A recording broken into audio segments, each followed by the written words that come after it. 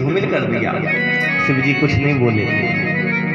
देखो अभी भी शांत बैठा हुआ है। प्रेतावासेषु घोरेषु प्रेतैर्भूत गणैर्वृता अतन्योन्मत्त वन्नगनो दिव्यकेशु हसन रुदन। हजारों गालियां सुना दी।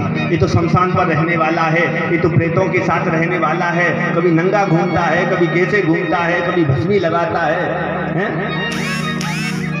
शिव जी को कोई फर्क नहीं पड़ता। बोलो राधा।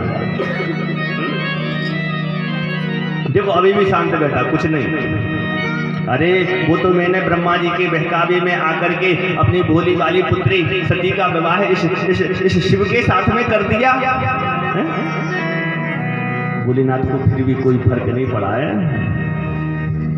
अब तो और क्रोध आ गया। देखो जब कोई जवाब ना दे, महाराज जब पति पत्नी की लड़ाई होती है, अगर एक शांत हो जाए, दूसरा फिर बोलता जाए और एक शांत हो जाए, तो उसको और क्रोध आता। देखो अब कुछ बोल भी नहीं रहे हैं, ये तो गलती करते हैं, बोल भी नहीं रहे।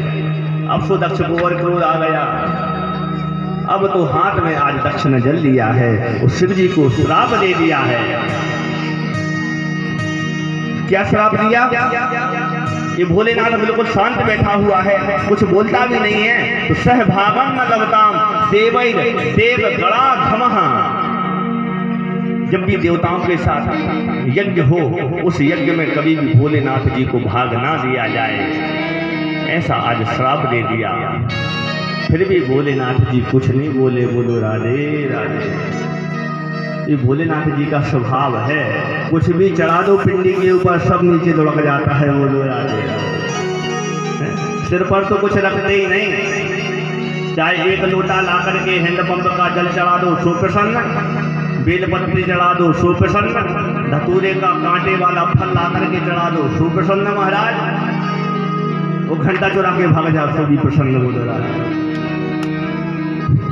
ये क्या कह दिया महाराज आपने?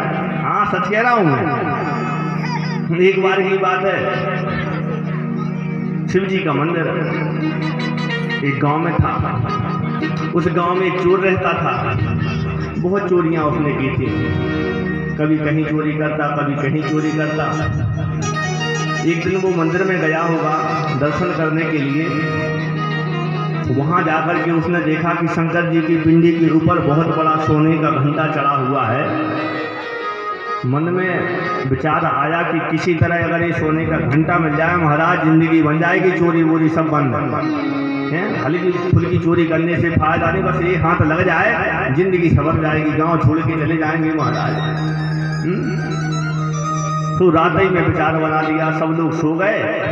आराम से खिड़की में से जाकर के मंदिर के अंदर घुस गया। यहाँ वहां देखा कोई है तो नहीं महाराज।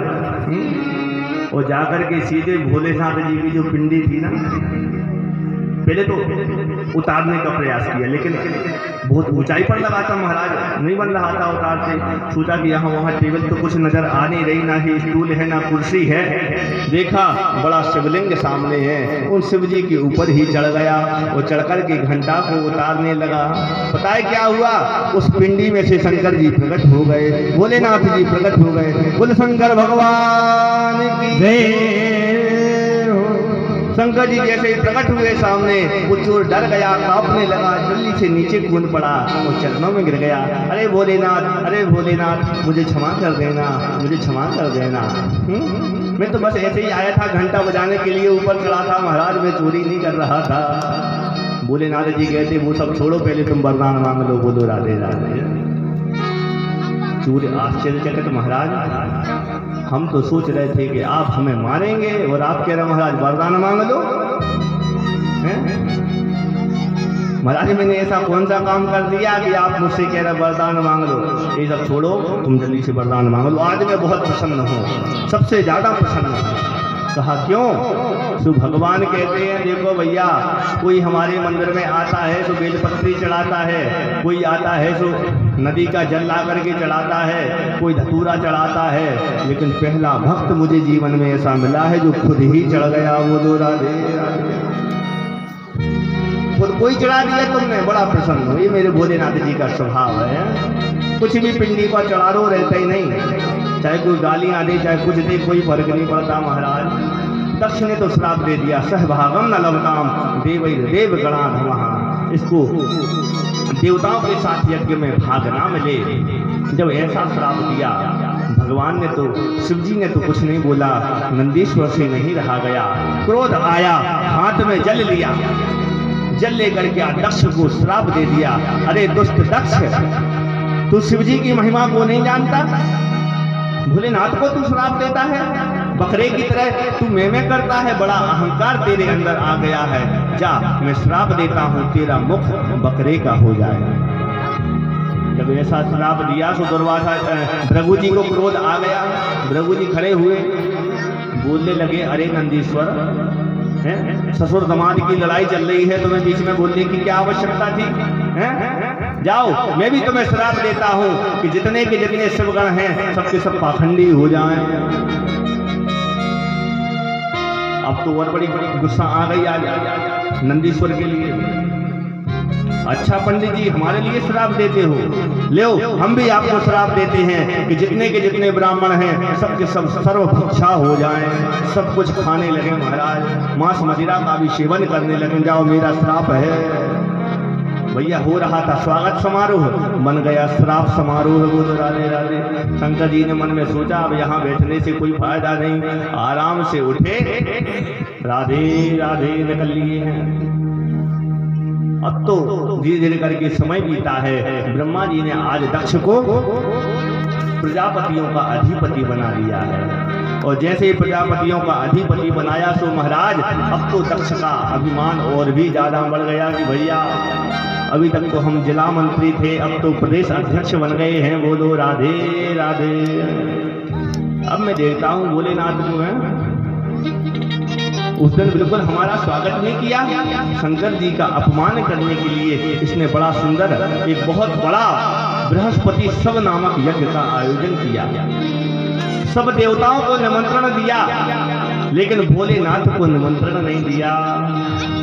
और सबके सब देवताओं से पता है क्या बोल दिया कि देखो भैया, अगर आप सब लोग मेरे यज्ञ में आएंगे ना, तो ऐसे किसी शॉर्टकट वाले रास्ते से नहीं आना, चाहे वो कितना भी दूर क्यों ना पड़े। सबके सब अपने अपने जब हेलीकॉप्टर लेके आओगे ना, तो बाया कैलाश होकर के निकलना। बोलो राधे राधे। चाहे रास्ता कहीं से भी गुजरता हो, लेकिन कैलाश के ऊपर ही से आपका अपना हेलीकॉप्टर निकालना है। बोलो राधे। क्यों? उससे क्या होगा? कहा वहां पर शिव जी को पता चलेगा ना कि आप लोग कहाँ जा रहे हो, वो मैं बाद में बताऊंगा। का ठीक है। तो सबके सब देवता अपनी देवियों को साथ में लेकर के श्रृंगार करके आज कैलाश पर्वत के ऊपर से निकल रही हैं देवियां। शिव जी तो अपने भजन में मस्त हैं, राम जी का सुमिरन कर रहे हैं। और क्या हुआ? उसी समय पार्वती महारानी, सती महारानी हैं, उन्होंने जरा ऊपर की ओर दृष्टि की तो क्या हुआ? सती बेलो के व्योम विमाना, सती बेलो की व्योम विमाना, सती बेलो के व्योम विमाना, सती बेलो की व्योम विमाना, जाते चले सुंदर विधिनाना, जाते चले सुंदर विधिनाना, सती बेलो के व्योम विमाना, सती बेलो की व्योम विमाना। सती महारानी ने आज आकाश मंडल में देखा, बड़े सुंदर सुंदर विमान जा रहे हैं, देवियां श्रृंगार करके जा रही हैं। सती महारानी ने कहा भैया जरा रुको तो सही। एक विमान रुक गया। माता बहनों का स्वभाव होता है ना, दरवाजे पर खड़ी हो अगर कोई दूसरी माता या पड़ोसन बगल से तैयार होकर के कहीं निकल जाए तो अवश्य ही पूछेंगे अच्छा कहाँ जा रही हो तैयार होकर के, होता है ना। तो सती महारानी कहती हैं अरे देवियों इतना सुंदर श्रृंगार करके कहाँ जा रही हो? तो पता है उनको कि कहाँ जा रही है, लेकिन फिर भी कह रही हैं सती महारानी को चढ़ाते हुए आपको नहीं पता, आपके पिताजी के यहाँ बड़ा सुंदर यज्ञ हो रहा है, हम लोग तो वहीं जा रहे हैं, क्या आपको कार्ड नहीं आया? पता भी है जले पर नमक छिड़कने की आदत होती है ना, अच्छा अच्छा, आपको कार्ड नहीं आया होगा। सती महारानी ने कहा नहीं नहीं सखी, ऐसी बात नहीं है, कार्ड तो मुझे आया है। थोड़ा क्या है, शिव जी अपनी पूजा पाठ कर लें, इसके बाद हम लोग भी तैयार होकर के आ रहे हैं, आप चलो। ठीक है। तो वो विमान आगे बढ़ गया। अब सती महारानी मन में सोच रही है कि भोलेनाथ जी से कैसे कहें कि मायके जाना है, यज्ञ चल रहा है। देखो हमारी माताओं बहनों का एक स्वभाव होता है, जिस दिन अगर किसी चीज की जरूरत हो महाराज, मंगल सूत्र टूट जाए महाराज की, कानों की बाली जरा सी टूट जाए, और नई वर्ष चाहिए हो महाराज, पायल टूट जाए, उस दिन बढ़िया से सब्जी बनाएंगी महाराज, स्वादिष्ट सब्जी बनाएंगे, बढ़िया थाली लगा देंगे, तो खाना खाने जैसे ही आप बैठोगे तो बगल में बैठ जाएंगी, बड़े प्रेम से खाना परोसेंगे, और कुछ तो नहीं चाहिए। सब्जी कैसी बनी महाराज, तो फिर जैसे ही आपने खाना खाया समझ लो कुछ ना कुछ खतरा है, बोलो राधे राधे। पानी नहीं पी पाओगे और कह देंगे वो क्या है कि कल मैं बाजार जा रही थी तो रास्ते में पता नहीं मैंने देखा तो मेरी झुमकी टूट गई, अब मुझे नई झुमकी चाहिए सोने वाली, बोलो राधे राधे। तो स्वभाव है। सती महारानी ने सोचा भोलेनाथ जी से कहें तो कहें कैसे। तो आज शिव जी के समीप पहुंची है सती महारानी, प्रणाम किया। भोलेनाथ जी ने कहा क्या बात है। कहा भोलेनाथ जी, अरे बोले बाबा जी आपको नहीं पता। कहा क्या। कहा जानते हो आपके जो ससुर जी हैं ना, उनके यहाँ पर बड़ा विशाल यज्ञ चल रहा है। ये नहीं कहा कि मेरे पिताजी के यहाँ यज्ञ चल रहा है। प्रजापतिस्ते स्वसुरस्य सांप्रतम, हमारे पिताजी के यहाँ नहीं, आपके ससुर जी के यहाँ बड़ा सुंदर यज्ञ चल रहा है। शिव जी के तू तो अच्छी बात है, चलना चाहिए, धर्म का काम है। तो कहा क्या हम नहीं जाएंगे। तो भोलेनाथ जी ने कहा हमें जाने की क्या आवश्यकता है, चल रहा यज्ञ अच्छी बात है। सती महारानी कहती हैं प्रजापतिस्ते स्वसुरस्य सांप्रतम निर्यापितो यज्ञ महोत्सवः किल वयं च तत्राभिसराम वामते यद्यर्पिधामे विबुधा व्रजन्ति। आपको नहीं जाना क्या। देखो भोलेनाथ जी, आप अगर रिश्तेदारी में यहाँ वहाँ नहीं जाएंगे तो ये बात कान खोल करके सुन लो, आपके घर भी कभी कोई नहीं आएगा। भोलेनाथ जी कहते तो अच्छी बात है, अकेले में बैठ करके कम से कम भजन तो करेंगे, रिश्तेदारी से पीछा छूट जाएगा। बोलो राधे। तो काय से थोड़ी होता है भोलेनाथ जी। शिव जी कहते हमारे लिए निमंत्रण नहीं आया, हम कैसे जाएं। सती महारानी कहती है हो सकता है कि डाक मिस हो गई हो। कई बार होता है ना कि पत्र भेजा जाता है और सही पते पर नहीं पहुंचता, तो हो सकता है कि पत्र भेजा हो ना आया हो।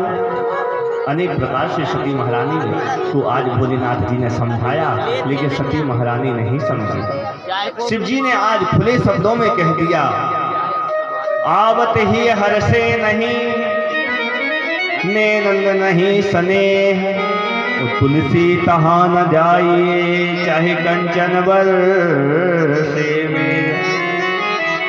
जहां जाने पर सामने वाले के हृदय में आपके प्रति सम्मान का भाव जागृत नहीं होता, जहां जाने पर सामने वाले व्यक्ति को प्रसन्नता नहीं होती है, तो हमारा शास्त्र कहता है ऐसे स्थान पर कभी नहीं जाना चाहिए, चाहे कंचन वर्षे मेघ। एक और बात सती देखो, भद्रम भद्रम भवत्या न ततो भविष्यति। एक बात को कान खोल करके सुन लेना सती, वहां जाने से तुम्हारा कल्याण नहीं होगा, कहां जाए कल्याण न होई। इतना कहकर के शिव जी ने अपने नेत्रों को बंद कर लिया है। शिव जी ने मन में सोचा कि बहुत समझा लिया, अब जब नहीं मान रही तो हो यही सोई जो राम रचि राखा, को करी तर्क बड़ा वही शाखा। नेत्र बंद कर लिए। सती महारानी ने मन में विचार किया कि अब तो भोलेनाथ जी की समाधि लग गई, पता नहीं कब खुलेगी, कोई ठिकाना नहीं। हमारे पिताजी का तब तक तो यज्ञ भी हो जाएगा, पूर्णाहुति भी हो जाएगी, क्या करें। बाहर निकल के जाती हैं, चलो कोई बात नहीं, हम भोलेनाथ जी को मना लेंगे, यज्ञ में चलते हैं। बाहर जाती हैं, फिर अंदर भाग आती हैं, सोचने लगती कहीं शिव जी नाराज ना हो जाएं। फिर बाहर निकलती हैं, फिर अंदर आती हैं। निष्क्रामति निर्दिशति दुधास सहा। सुखदेव जी लिखते हैं सती महारानी कभी अंदर होती हैं, कभी बाहर होती हैं। आखिरकार सती महारानी ने सोच लिया कि अब शिव जी को तो मैं मना ही लूंगी, अब मैं चलती हूँ। और सती महारानी सीधे यज्ञ की ओर प्रस्थान कर गईं। शिव जी ने जरा नेत्र खोल करके देखा, समझ गए कि अब सती महारानी वापस आने वाली नहीं है, तो अपने गणों को आज्ञा दी है, अरे नंदीश्वर जाकर के मैया की रक्षा करना। तो नंदीश्वर और सभी गण मिलकर के आज सती महारानी के साथ हो गए हैं। सती महारानी ने कहा बहुत अच्छी बात है, तुम लोग सब साथ में आ गए, चलो मिलकर के यज्ञोत्सव का दर्शन करेंगे। कहा ठीक है। सती महारानी सीधे यज्ञ में जाकर के पहुंची हैं। और दक्ष ने सभी देवी देवताओं से कह दिया था कि सती महारानी इस यज्ञ में आए, कोई भी उनसे बात नहीं करना। किसी ने अगर बात की तो उसकी खैर नहीं, किसी ने अगर स्वागत सम्मान किया तो उसको मैं देख लूंगा। सब लोग डरते थे दक्ष से, सबके सब देवता तक डरते थे। सती महारानी जैसे ही वहां पर पहुंची, किसी ने भी सती महारानी का आज सम्मान नहीं किया। पिता भवन जब गई भवानी, पिता भवन जब गई भवानी, पिता भवन जब गई भवानी, पिता भवन जब गई भवानी, दक्षत्रास का बुरा सन्मानी, दक्षत्रास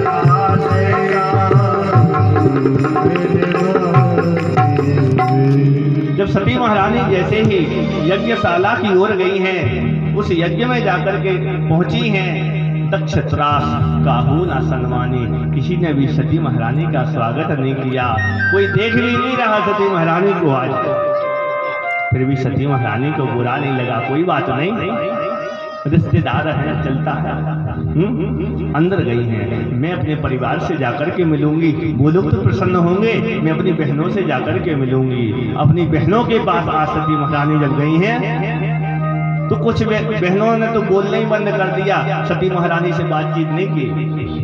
और जैसे तैसे करके एक बहन बोली तो सती महारानी का उपहास करने लगी। अरे सती महारानी चली आई, मैंने सुना है कि पिताजी ने आपको निमंत्रण कार्ड तक नहीं दिया है?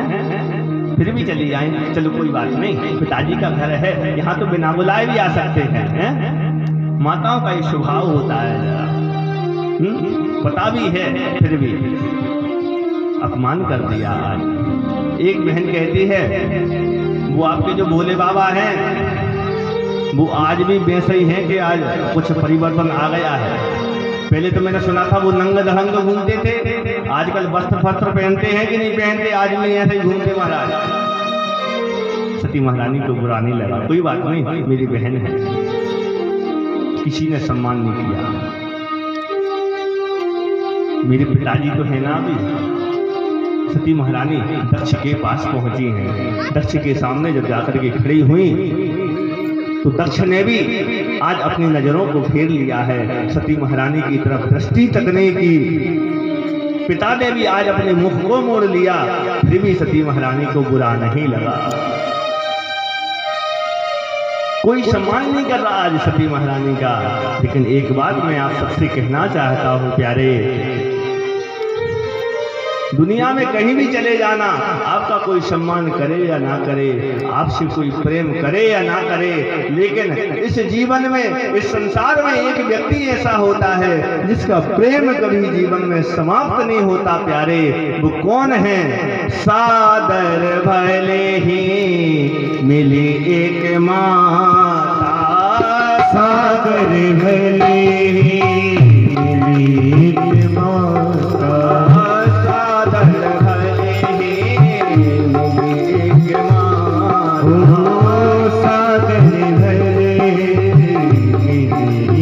माता भगनी ने बहुत मुस्काता भगनी बहुत मुस्काता सादर भले ही हो सादर भले ही हाँ सादर भले